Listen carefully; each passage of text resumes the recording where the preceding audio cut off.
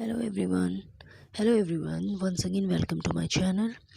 आज हम करेंगे इन्वायरमेंटल साइंस के या इन्वायरमेंटल केमिस्ट्री के कुछ क्वेश्चन। तो पहला क्वेश्चन है, कौन ऊर्जा का अनवीकरणीय स्रोत है? तो कोयला अनवीकरणीय स्रोत है। क्या होता है अनवीकरणीय स्रोत? पहले जाने नवीकरणीय स्रोत जो प्रकृति में असीमित मात्रा में उपलब्ध होते हैं और अपेक्षाकृत कम समय में विकसित हो जाते हैं। अनवीकरणीय स्रोतों के उदाहरण में आते हैं सौर ऊर्जा, पवन ऊर्जा, जल ऊर्जा, भूतापीय ऊर्जा, महासागरीय ऊर्जा और जैव भार ऊर्जा। लेकिन जैव भार ऊर्जा क्या हुआ? तो जैव भार ऊर्जा का अर्थ होता है जैसे कि जलाऊ लकड़ी, जानवरों का गोबर और शहरों से जैव निम्नीकरण अपशिष्ट और फसल अवशेष जैव भार का निर्माण करते हैं। तो अनवीकरणीय ऊर्जा क्या हुआ? तो अनवीकरणीय ऊर्जा के अंतर्गत आता है कोयला, तेल और प्राकृतिक गैस। इन ऊर्जा के स्रोतों को प्रतिस्थापित नहीं किया जा सकता है और ये स्रोत प्रकृति में लाखों वर्षों की एक बहुत लंबी अवधि में संचित हुए होते हैं। नेक्स्ट, आर्टिफिशियल रेन कहो या कहो आप कृत्रिम वर्षा, क्लाउडिंग सीडिंग, ये किसके कारण होता है? कौन से रसायन का उपयोग किया जाता है कृत्रिम वर्षा के लिए? तो सिल्वर आयोडाइड का। होती क्या है ये? सिल्वर आयोडाइड के साथ क्लाउडिंग सीडिंग से कृत्रिम वर्षा होती है। क्लाउडिंग सीडिंग से तात्पर्य शुष्क बर्फ और सिल्वर आयोडाइड जैसे पदार्थों का उपयोग करके वर्षण करने की प्रक्रिया से। क्लाउड सीडिंग रसायनों में सिल्वर आयोडाइड, पोटेशियम आयोडाइड और ड्राई आइस को शामिल किया जाता है। क्लाउड सीडिंग बादलों में आर्द्रता पैदा करती है और इसी कारण से कृत्रिम वर्षा होती है। तो क्लाउडिंग सीडिंग क्या होती है वो पता चल गया। कौन सा कोयले का एक घरेलू प्रकार है? तो जो बिटुमिनस है वो कोयले का एक घरेलू प्रकार है। लिग्नाइट लो क्वालिटी या निम्न क्वालिटी का कोयला होता है। इसमें शायद इसमें 25 से 35% कोयला होता है, जबकि पीट में होता है 40 से 60%। और एंथ्रासाइड जो है कोयले की उच्च कोटि का प्रकार है, यानी सबसे अच्छा कोयला एंथ्रासाइड कोयला। चूना पत्थर, चाक और संगमरमर की विभिन्न रूप है। किसके विभिन्न रूप है? चूना पत्थर, चाक और संगमरमर। कैल्शियम कार्बोनेट के।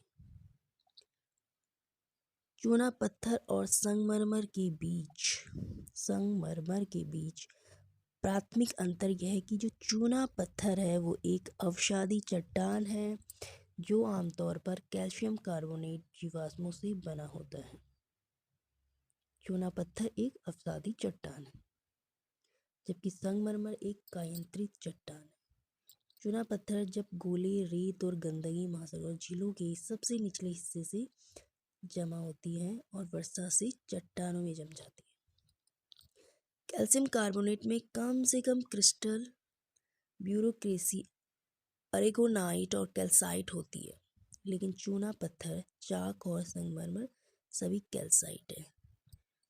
चूना पत्थर, चाक और संगमरमर कैल्साइट है। कैल्शियम कार्बोनेट और इसकी नौकरशाही। प्रकृति में कैल्शियम कार्बोनेट, चाक, चूना पत्थर और संगमरमर की शैलियों में होता है।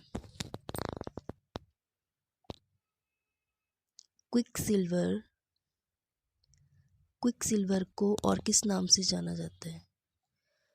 तो क्विकसिल्वर को किस नाम से जाना जाता है? मरकरी यानी पारा।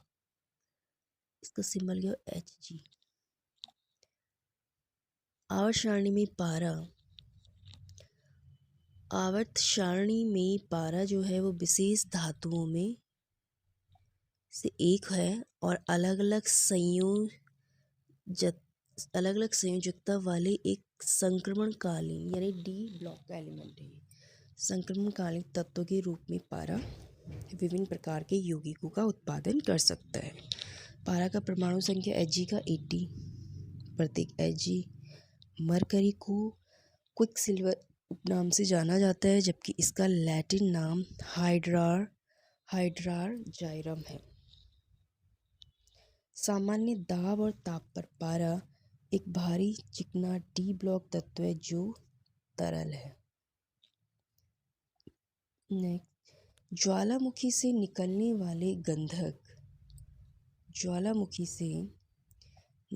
वाले गंधक के वाष्प से प्राय सैलों पर परपट्टी बनती है। यह प्रक्रिया किसका उदाहरण है? तो ये प्रक्रिया है निक्षेपण यानी डिस्पोजिशन। होता क्या है ये? क्या ये सब्लिमेशन है? नहीं। ज्वालामुखी से निकलने वाले सल्फर की